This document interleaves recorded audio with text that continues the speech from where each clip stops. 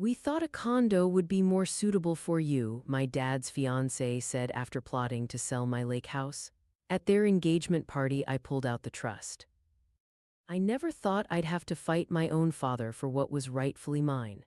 But when I discovered he and his new wife were secretly trying to transfer my lake house behind my back, I realized sometimes the people closest to you can become the greatest threats to your future.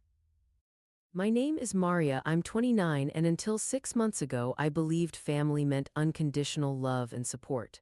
Now I know better. Family can sometimes mean calculating every move, documenting every conversation, and preparing for betrayal from the people who should protect you most. My grandmother Deborah was the cornerstone of our family, strong-willed, perceptive, and fiercely protective of those she loved. The lake house had been in our family for 3 generations, a charming 2-story cabin nestled among towering pines with a private dock extending into crystal-clear waters. This wasn't just any property, it was where I spent every summer growing up, where Grandma Deborah taught me to fish, to swim, to build a proper campfire. It was where she shared her wisdom about life while we watched the sunset paint the water in strokes of orange and pink. "Remember, Maria," she'd say, her weathered hands wrapped around a mug of tea, "material things come and go, but a place that holds your memories is priceless." When Grandma was diagnosed with stage 4 pancreatic cancer, the prognosis was grim, 6 months, maybe less. She handled the news with the same grace and pragmatism that defined her life. While everyone around her crumbled, she remained our rock. During those final months, I noticed something change in her interactions with my father. There was a new guardedness in her eyes when he visited, especially after he started bringing his new girlfriend Sophia around. At 38, Sophia was 20 years my father's junior and seemed to appear suspiciously soon after my mother's death 2 years prior. I first met Sophia at a family dinner my father hosted to introduce her properly.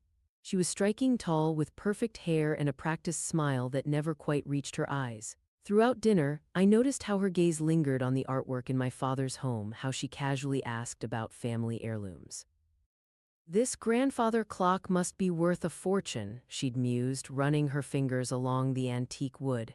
"It's been in the family for generations, hasn't it?" What struck me most was how quickly my father transformed in her presence. Dad had always been sensible, frugal even. Yet suddenly he was taking lavish vacations, buying expensive gifts, renovating his house to Sophia's specifications. It was as if he was desperate to prove his worth to her. Grandma noticed too. During one of our private moments at the hospital, she squeezed my hand tightly. "I've seen women like her before," she whispered, her voice weaker but her eyes sharp as ever. "They have a talent for finding vulnerable men with assets." 2 weeks before she passed, Grandma asked to speak with me alone. The nurses had warned us she was fading quickly. I rushed to the hospital to find her surprisingly alert, almost energized by some internal purpose. "Maria, I need you to listen carefully," she said, her voice barely above a whisper. "I've made arrangements about the lake house. It's important you know." Before she could finish, a nurse entered to check her vitals and the moment passed. Grandma drifted to sleep, and when she woke again, she seemed confused, unable to continue our conversation. 3 days later, she slipped away peacefully in her sleep. The weeks after Grandma's funeral passed in a blur of grief and paperwork. Dad and Sophia announced their engagement just 1 month later, a move that shocked even our most distant relatives for its impropriety. I kept my distance, focusing instead on my job as an architectural engineer and the process of grieving my grandmother. Then came the call that changed everything. "Maria Rhodes," the voice on the other end was professional, unfamiliar. "This is Margaret Winters from Blackwell and Associates law firm. I'm calling regarding your grandmother Deborah Rhodes' estate. There's a matter that requires your attention as soon as possible." The next morning, I sat across from Ms. Winters, a sharp-eyed woman in her 60s with silver hair and reading glasses perched on the end of her nose. She slid a folder across her desk. "Your grandmother came to see me approximately 3 months before her passing," she explained. "She was concerned about certain developments in your family situation." Inside the folder was a copy of a transfer request for the lake house property, a request initiated by my father to add Sophia's name to the deed. My stomach dropped. There was also a sticky note attached to the document with my father's handwriting: start process to transfer fully to S after wedding. I don't understand, I said, my voice hollow. How could he do this? The lake house was supposed to come to me. Ms. Winters removed her glasses. Your grandmother anticipated something like this might happen. That's why she came to me. She handed me another document, a trust agreement dated 6 weeks before Grandma's death.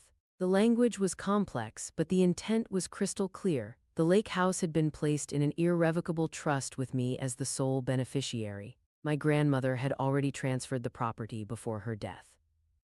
Your grandmother was quite explicit about her wishes, Ms. Winters continued. She wanted to ensure that the property remained in your possession regardless of any attempts to redirect it. I felt a strange mixture of vindication and betrayal wash over me. Grandma had protected me, but the fact that she needed to protect me from my own father was devastating. There's more, Ms. Winters said, her expression grave. Your grandmother hired a private investigator to look into Sophia's background. The findings are concerning. The report revealed that Sophia had been married twice before, both times to wealthy older men. Her first marriage ended when her husband lost his fortune in bad investments. The second ended with a contentious divorce after the husband's children discovered she had been systematically liquidating assets. There were also records of 2 property transfers similar to what she and my father were attempting with the lake house. This wasn't just opportunism, this was a pattern. That night, I barely slept. The betrayal cut deep, not just Sophia's calculated deception but my father's willingness to steal my inheritance. The lake house wasn't just a valuable property, it was the physical embodiment of my connection to Grandma, to our family history. Over the next week, I worked closely with Ms. Winters to understand exactly where things stood. The trust was ironclad. There was no legal way for my father or Sophia to touch the property, however, they didn't know that yet. Their transfer request had been flagged by the county clerk's office because of the trust, which is how Ms. Winters had been notified, but no rejection had been processed. We could simply inform them that the property is in trust, Ms. Winters suggested. That would be the straightforward approach. But something in me had hardened. The straightforward approach wouldn't expose their intentions to the family. It wouldn't make my father recognize what he'd done. Most importantly, it wouldn't reveal Sophia for who she truly was. No, I said firmly, I want to confront them myself. I want to see their faces when they realize what they've done. Ms. Winters nodded, a glint of approval in her eyes. Your grandmother would have done the same. Together, we devised a strategy. First, I would gather more information about their plans for the property. Second, I would document everything meticulously. Third, I would confront them publicly at the upcoming family dinner celebrating their engagement, an event I had previously planned to skip. Over the next 2 weeks, I played the role of the unsuspecting daughter. I visited my father's house, making sure to express interest in Sophia's plans for updating the family properties. The information flowed freely. They had no reason to be guarded around me since they assumed I knew nothing. The lake house has so much potential, Sophia gushed during one visit. Those views could command a premium if it were properly developed. A friend of mine in real estate thinks the land alone could sell for a fortune to developers. My father nodded along enthusiastically. Sophia has such vision for these things. She's already found a buyer interested in the property after we finish the transfer. A buyer? I asked, maintaining my composure despite the rage boiling inside me. You're planning to sell Grandma's lake house. My father at least had the decency to look uncomfortable. Well, it's just sitting empty, Maria. It makes more financial sense to liquidate the asset. Sophia has connections that can get us well above market value. I see, I said, mentally recording every word. And what about Grandma's wish for me to have the lake house? She always said it would come to me. Sophia jumped in smoothly, placing her hand on my father's arm. Your father and I have discussed that, sweetie. We thought we could set aside a small portion of the proceeds for you, perhaps enough for a down payment on a condo. Wouldn't that be nice? Something more suitable for a young professional like yourself. Their condescension fueled my determination. Each conversation revealed more of their plans. They intended to sell to a developer who would tear down the historic cabin and build luxury vacation homes. The proceeds would fund their early retirement to a beachfront property Sophia had already selected. None of it involved me or honored Grandma's legacy. The final piece fell into place when I accidentally discovered printouts of bank statements in my father's office while Sophia was showing me renovation samples. The statements revealed significant financial troubles. My father had been making risky investments at Sophia's urging, depleting his retirement accounts. They weren't just being greedy, they were desperate. My father and Sophia's engagement dinner was held at an upscale restaurant overlooking the city. Family members from both sides attended, along with a few close friends. I arrived early, professionally dressed with a leather portfolio tucked under my arm. My father raised an eyebrow at my formal attire but seemed pleased I had made an effort. "You look nice, Maria," he said, kissing my cheek. "I'm glad you could make it." Sophia swept over in a designer dress, embracing me with the artificial warmth she had perfected. "Maria, we weren't sure you'd come. You've been so busy lately." "I wouldn't miss it," I replied, returning her smile with equal insincerity. "After all, family is everything, isn't it?" Throughout the appetizers and main course, I observed their interactions with the family. Sophia charmed everyone, especially my father's older relatives who seemed enamored with her attentiveness. My father beamed with pride, clearly believing he had secured a prize. As dessert was being served, my father clinked his glass for a toast. He spoke about new beginnings, about how Sophia had brought light back into his life after my mother's passing. I waited patiently, sipping my water, letting him finish his performance. When the applause died down, I stood up. "I'd like to say something too," I announced, my voice steady despite my racing heart. All eyes turned to me. My father nodded encouragingly, probably expecting some conciliatory words after weeks of my obvious discomfort with their relationship. "First, congratulations on your engagement," I began, forcing a smile. "It's certainly been illuminating to watch your relationship develop so quickly." I opened my portfolio and removed the first document, the property transfer request with my father's note about transferring full ownership to Sophia. "Dad, perhaps you could explain to everyone why you're attempting to transfer Grandma's lake house to Sophia, the same lake house that Grandma explicitly wanted me to have." The room fell silent, my father's face drained of color. "Maria, this isn't the time or place," he started. "Actually, I think this is exactly the right time and place," I cut in, "because I've discovered it's not just about transferring the property. You're planning to sell it to developers who will destroy it completely." Sophia's practiced smile remained fixed, though her eyes had hardened to flint. "Maria, there seems to be a misunderstanding. Your father and I were simply discussing options." "No misunderstanding," I interrupted, pulling out another document, printouts of text messages between Sophia and a real estate developer, obtained by the private investigator Grandma had hired. "You've already agreed to a sale price of $1.8 million, contingent on you securing full ownership. You even discussed how to avoid capital gains tax by claiming it as your primary residence after marriage." Murmurs rippled through the gathering. My Uncle Robert, my father's brother, leaned forward with a frown. "Charles, is this true?" he demanded. My father looked trapped. "It's more complicated than Maria is making it sound. The property requires expensive upkeep and Maria has her career in the city. She has no time for maintaining it." "That's my decision to make," I replied coldly. But fortunately, Grandma saw this coming. With deliberate slowness, I removed the trust document from my portfolio and slid it across the table to my father. "Grandma created an irrevocable trust 3 months before she died. The lake house was transferred to that trust with me as the sole beneficiary. Your request to transfer the property was flagged because you no longer have any legal right to it. It hasn't been yours to sell for months." The silence that followed was absolute. My father stared at the document, his hands shaking slightly as he processed what this meant. Sophia's mask finally slipped, her expression contorting with fury before she could compose herself. "This can't be legal," she snapped. "Deborah was sick, not in her right mind. Grandma was perfectly lucid and the trust was properly executed with multiple witnesses," I countered. "But I'm not finished. There's still the matter of why Grandma felt she needed to protect her property from her own son."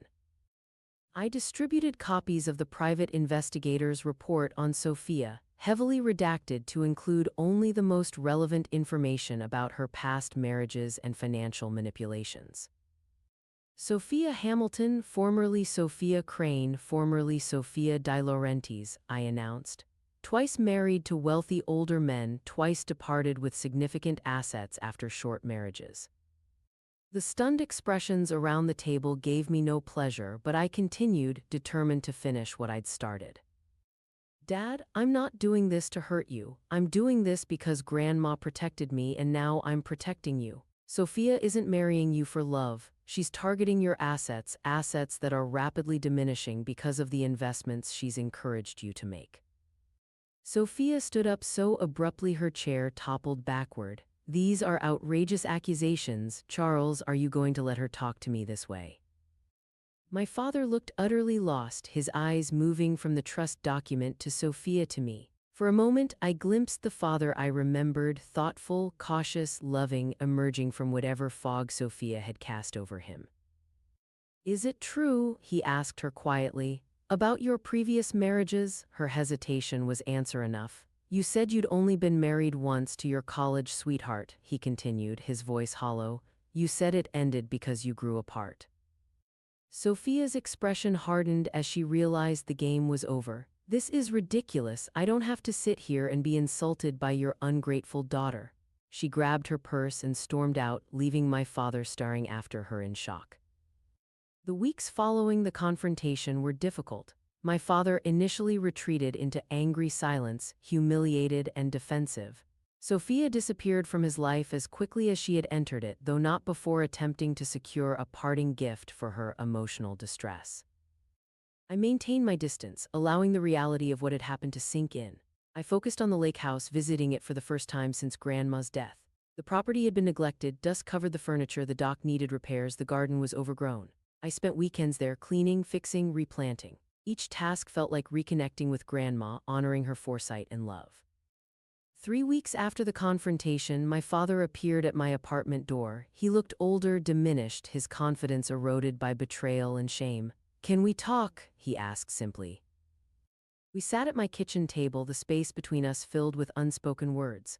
Finally, he spoke. I've been a fool, he admitted, his voice rough with emotion. After your mother died, I was lost. Sophia made me feel young again, important. I wanted to believe she loved me for me. She targeted you because you were vulnerable, I said, not unkindly. It's a pattern she's perfected. That doesn't excuse what I did, trying to take your inheritance, betraying your grandmother's wishes. I convinced myself it was the practical solution, that you didn't need the lake house like Sophia and I needed the money. He shook his head. I don't expect you to forgive me, Maria, but I want you to know I'm sorry, truly sorry. The apology felt insufficient against the magnitude of his betrayal, but it was a start. We agreed to begin the slow work of rebuilding trust between us, though I made it clear that reconciliation would take time and consistent effort on his part. As for the lake house, I threw myself into its restoration. I hired local craftsmen to repair the dock and update the cabin's aging systems while preserving its historic character. I planted new saplings along the shoreline where older trees had fallen in recent storms. With each improvement, the property felt more mine, not just legally but spiritually. In the process, I discovered hidden aspects of my grandmother I'd never known. A loose floorboard in her bedroom concealed a box of letters exchanged between her and my grandfather during World War II. The gardening shed contained meticulous journals documenting decades of observations about local wildlife. These treasures would have been lost forever if the property had been sold and demolished as Sophia had planned. 6 months after our confrontation, I invited my father to the lake house. It was a crisp autumn day, the trees ablaze with color reflected perfectly in the still water. Grandma was right about this place, I told him as we stood on the newly rebuilt dock. It's not just property, it's our history. Your grandmother was right about a lot of things, he acknowledged quietly. Especially Sophia. He hesitated, then added, she left me with substantial debt, the investments she pushed me into, they weren't sound. I'm having to downsize, start over at 58. I nodded, unsurprised but sympathetic. Grandma would say it's never too late for a fresh start. As the sun began to set, painting the sky in the familiar oranges and pinks of my childhood memories, I felt Grandma's presence all around us. She had protected this place not just for me, but for our family's future, for the stories and traditions that would continue here long after we were gone. Thank you for inviting me here, my father said, genuine gratitude in his voice. I don't deserve it. No, you don't, I agreed. But Grandma would want us to try to heal. This place was always about family for her, the real meaning of family, love, protection, forgiveness when it's earned. We stood in silence then, watching darkness settle over the lake.